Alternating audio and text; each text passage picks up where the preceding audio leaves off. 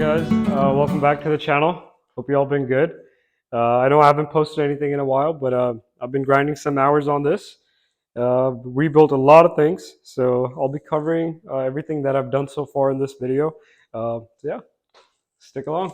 For the first most, I just want to say thank you to you all that are watching this channel and supporting in every way possible by liking, commenting, sharing, subscribing.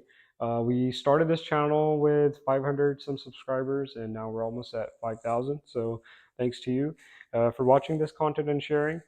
And what I want to dive right into is the fenders. The fenders are redone, and what I mean by redone, the dents are out. These are silky smooth. Um, it took a while to get this exact silver sheen tone paint on there, but the guy did an amazing job. He's a local in town. He also did the black pinstriping, which, by the way, is people don't do those things anymore. It's harder to find that kind of talent around. So if you have people around you that still practice those things, appreciate them. Take your projects to them, support them in every way possible. I disassembled this thing down to frame because I wanted to make sure everything is right on this. And my first was the leaks, all the lubrication, the oils. I posted a video on that as well. The oil tank and the toolbox, they're also repainted. I did flush out the oil tank from the inside. The oil filters are both replaced, both for the tank as well as the sump. As far as majority of the rubbers and grips, they are in pretty good shape. The only ones that were worn out were the grips, which I did replace. They still have the Triumph logo on them, so keeping that originality in mind. Um, and that's the overall goal with this. I want to just bring it back to life. Don't want to personalize this. I just want to make sure it looks how it came.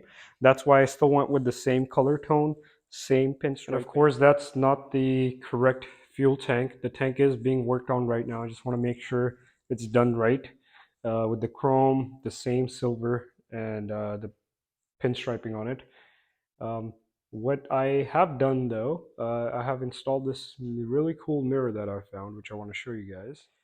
The mirror on this fits perfectly. It goes with the whole vintage retro theme. It is adjustable as well, so I have the option to slide this up and down. Same, the rotation mechanism is also there, and it matches the chrome. So I just wanted one. I don't want two reindeer ears on it. I just want one of them, really low, closer to the handlebar, not more of a scooter type of mirror. But I feel like going the round chrome way was the best for this. I have seen a rectangular one which I've installed on my classic 500. I really like that one too, but somehow I couldn't find the one with the same adjustability. So I compromised on this round one. Next is I ditched the pillion seat. So the fender was welded and sanded down. I just wanted to have a solo on this. I'm debating on changing this seat, maybe not changing as the mechanism of it. I like the suspension seat. Just the leather on this is a little wrinkly, but I think I'm okay with it. I wanted to show some originality, right? It belongs from 1948, not from 2024. So I'm happy with that. Moving down, rebuilt the carburetor. I redid the timing on this. Also put the gasket in the timing cover. The gearbox was redone. Both the oils were updated. The gearbox took a differential fluid, 80 by 90, and for the engine oil, the timing crank, I put 20 by 50. It's a full synthetic. These machines usually take thicker oils. For transmission, I went with the ATF type F fluid, which works perfectly. The benefit of it is the color tone is a little different, so you can identify which one's leaking or not, because leaks are to be a known thing on these bikes. But new gaskets in, the leak problems are gone. And you may ask, why do I still have a tray on the bottom then, it's because there's a small little leak from the sump cover. So the plan is to get a new cover on the bottom, so hopefully that stops that. And all the other leaks are gone. What else? The list is long. The spark plugs are cleaned out. I did spend a lot of hours scrubbing the rust from the wheels, so that chrome is back to life. Same with the headers and mufflers. Um, and these little things you may notice, I did spend a lot of time polishing these. So my next is I want to polish the timing cover, the gearbox cover, and the primary. So that looks somewhat like chrome, or somewhat closer to chrome, I would say. Um, the dyno gasket was also replaced. And on the left side, I have a battery that is yet still on the way. And finding a 6-volt dry battery that fits into this original rubber box is quite challenging. So that's on the way. Hopefully it fits. And then from there, wiring is pretty basic, nothing complicated. Usually a lot of folks upscale these to a 12-volt system, but there's a lot of things that you have to change, right? The regulator, the dyno, all of that. I don't want to touch any of that. I want to keep it original. So, which is why I've been hunting a 6-volt dry battery.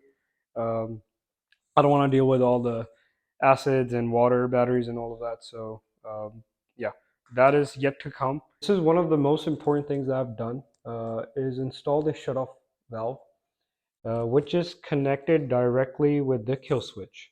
So it has a mechanical mechanism as well electric connection to it.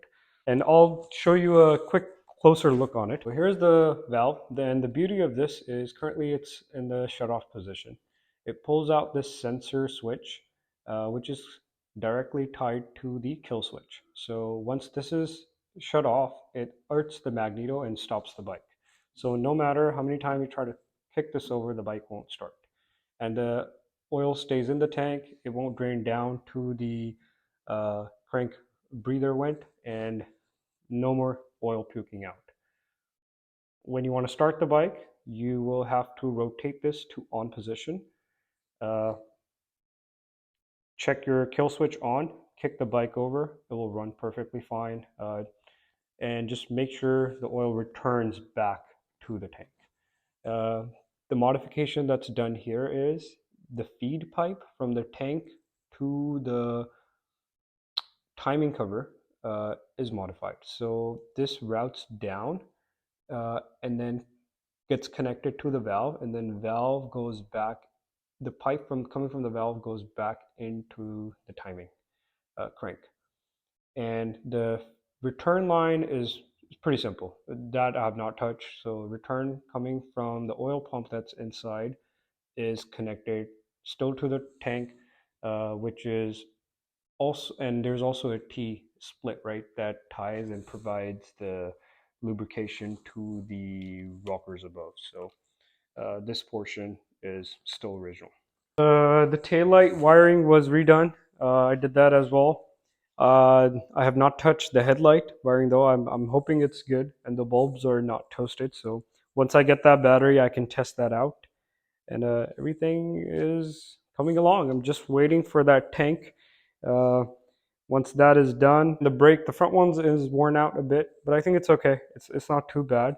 The rear one is still pretty new, as what I can tell when I rode it.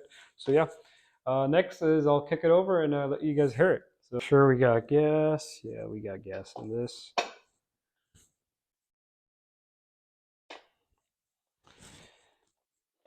Plugs are in. So first thing I would do is tickle the carb. And actually, I don't like that terminology. It's on the carb. The button has a spring in it, so you're literally pushing that in until the time you feel the fluid. You're not pressing. You're not tickling that button. So the carb is primed. The valve is on now. We'll switch off. Retard this just a bit so it doesn't kick back much. Don't do this wearing slippers.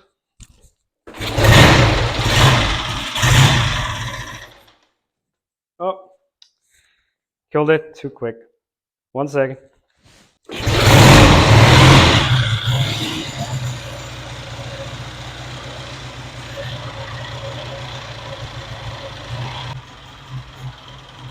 And this is what I was explaining. So to kill the bike, all I come do is shut off that valve.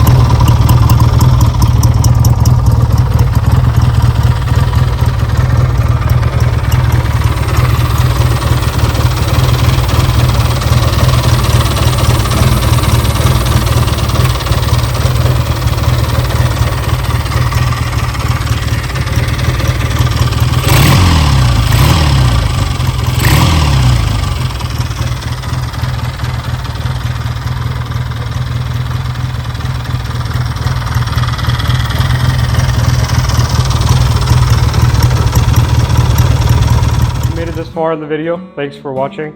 I think this kind of completes it. I only have the front tire to replace, that's worn off a bit, and have to see how bad are the front brake shoes.